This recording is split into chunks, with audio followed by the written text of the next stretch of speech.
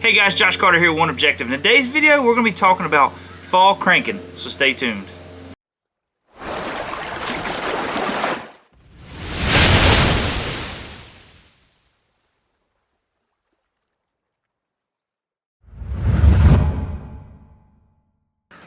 Alright guys, like I said at the beginning of this video, we're going to be talking about fall cranking. Right now, it's super windy. Hopefully the audio is actually pretty good on this video.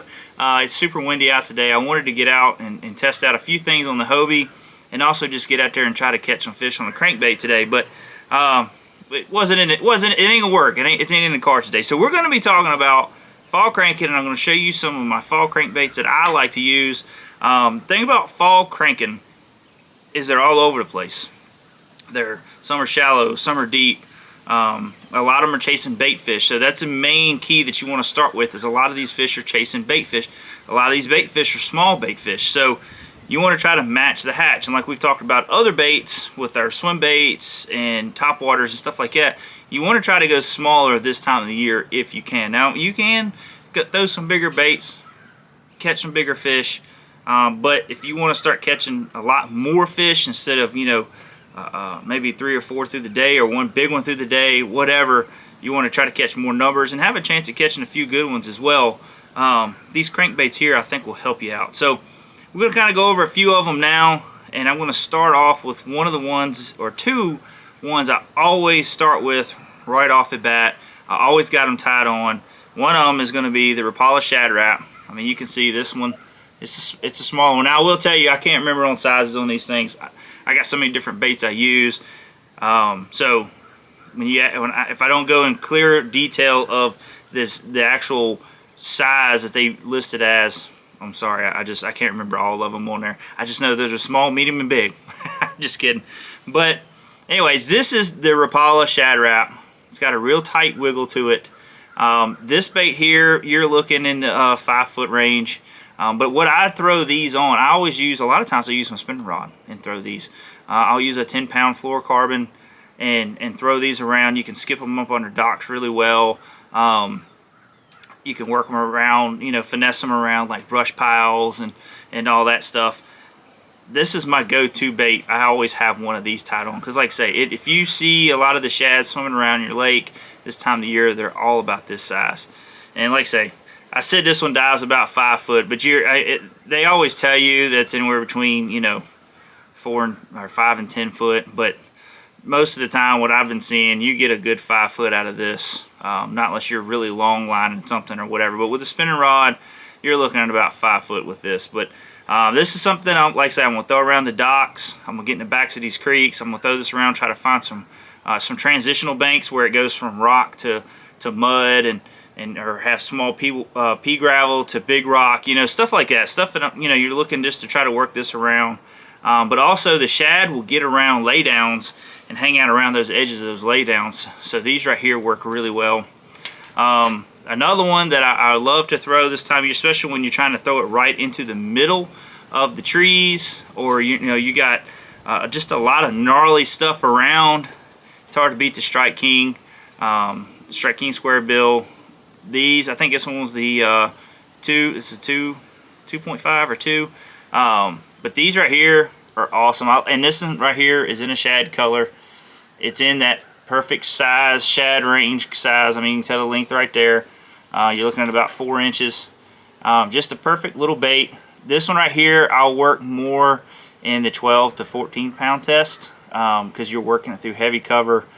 You're beating and banging all over the trees. Like I said, I love if I got a brush pile, I want to throw this over the brush pile and try to work it all the way through it. Just finessing it through, just running it into stuff, stopping it, and just keep working it through there. But these baits right here, are perfect. These are a must-have tied on this time of the year. Now, whether it's a Strike King or whatever square bill you want to go with, you always make sure you have your square bill tied on. It's just you're going to run into so many different scenarios where you're going to need this. A couple other baits that has been really big key players for me off and on through the fall, and one of the baits that's really hard to turn down is the Rebala DT6. I mean, like I say, we're still kind of sticking in that the same size range as all the other baits that we're throwing right now. Remember, we're staying small right now. We're staying in that shad size that they're chasing right now, those LYs and all that they're chasing in the backs of these creeks, they're really small. So, and they're grouped up. And the thing to also remember is having one ready to cast, because you'll start seeing them schooling up big time in these creeks where they're, you know, it just happens quick, and it's only for a couple of seconds when they're schooling. So you always want to have one hanging over the side ready to fire out there, that or a topwater or a fluke or something like that. But I normally try to rip one of these out of there really fast when I start seeing them popping if they're near the boat. Another one that's really good has done great for me and James.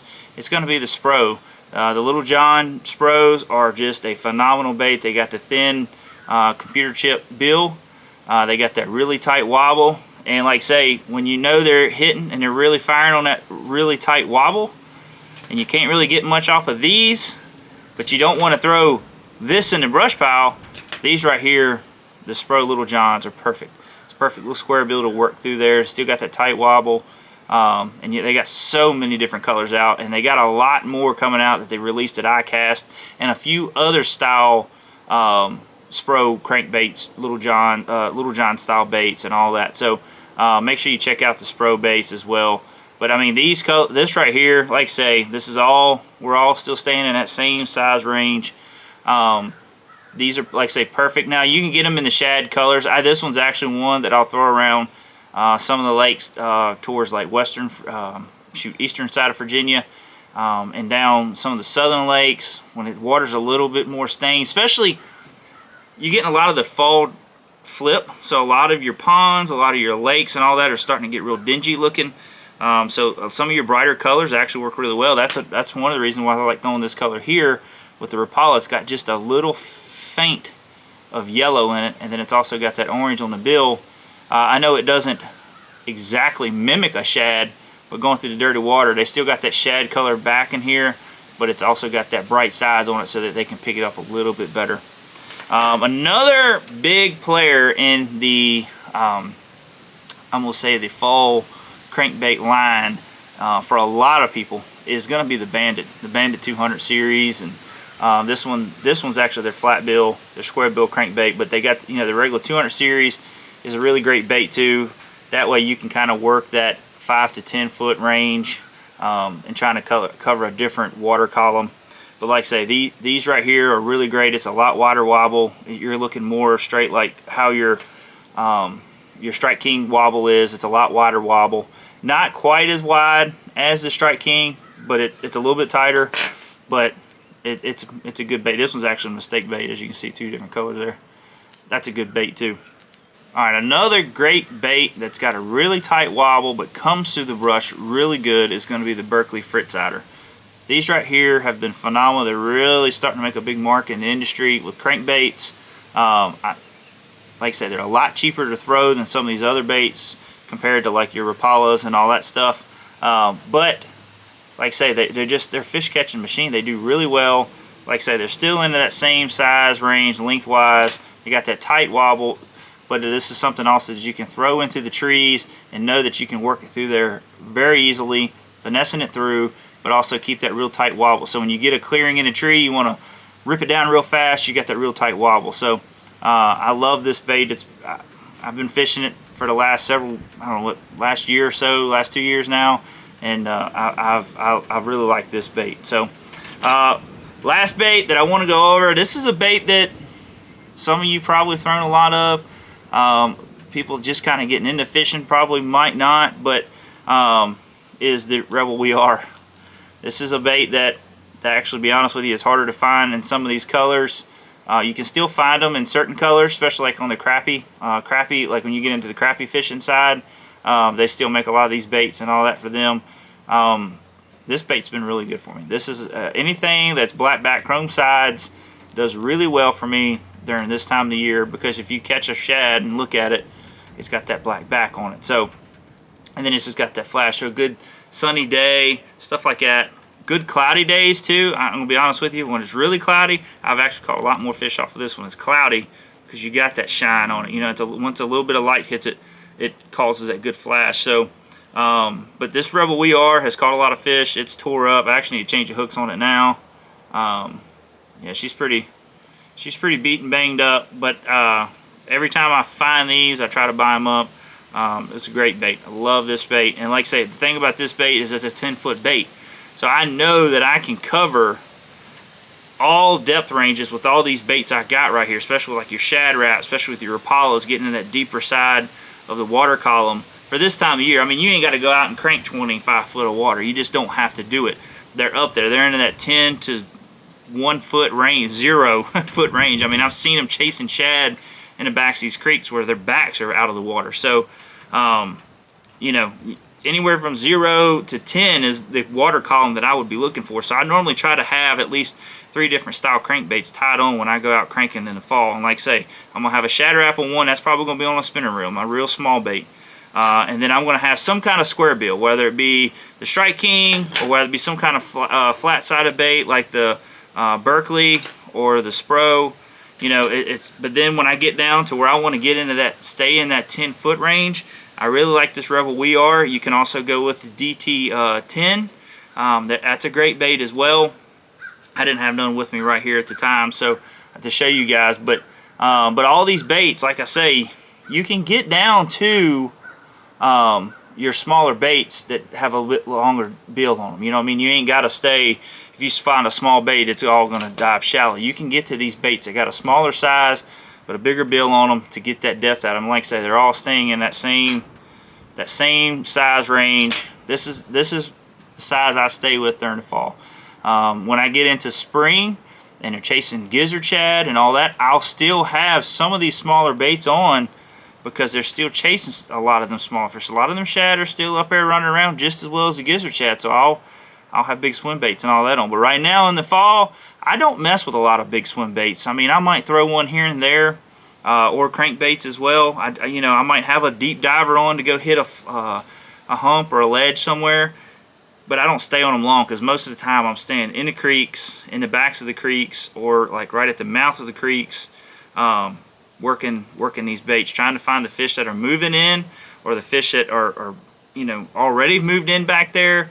But like I say, when you're getting your rods ready and you're going to go out the next day, make sure you tie on at least one crankbait. And if it was the one crankbait that I would at least tie on is your Shad wrap. If you didn't have all these other baits, or you only had one cranking rod that you could work with, I would at least go with a Shad wrap. So, but guys, I hope this video helped you. I tried to go in as far depth as I could with just each bait. Now when it comes to hook sizes and all that, I do change around with different hooks. Me and James both changed a lot of our hooks over to the Mustad triple grips. Most of the hooks that come on these baits, like your Spros and all that, you got the Gamakatsus, at the Rapalas, you got the VMCs. They're all good hooks, but it becomes a confidence thing now when we go to the triple grips. And our triple grips are, we've changed them on a lot of our top waters that we lose a lot of fish on, and a lot of other crankbaits that we lose fish on, hard baits, you know. And it seems like it really helps our numbers with not losing as many fish. So that's another thing you can take in effect there is, you know, is keep an eye on your hooks. It's very key to make sure you always have sharp hooks. Make sure your hooks aren't bent, and also make sure that you're, like, I've gotten a couple baits that where the one hook will break off. So you always want to keep inspect your bait, inspect your hooks before you tie them on, and after you catch a fish, make sure ain't nothing's tore up on it. So, and always keep you some spare hooks in your boat so you can change them out if you need to while on the water. But like I say, I hope this video helps you guys out. Please hit the subscribe button, hit the like button. Let me know in the comments down below, what is your favorite crankbait that you love to throw during the fall? I love to know. I mean, like I say, maybe I'll add that to my arsenal or whatever, you know. So just let me know what kind of bait, what is your #1 go-to bait in the fall crankbait wise. So other than that, guys, we'll talk to you later. See ya.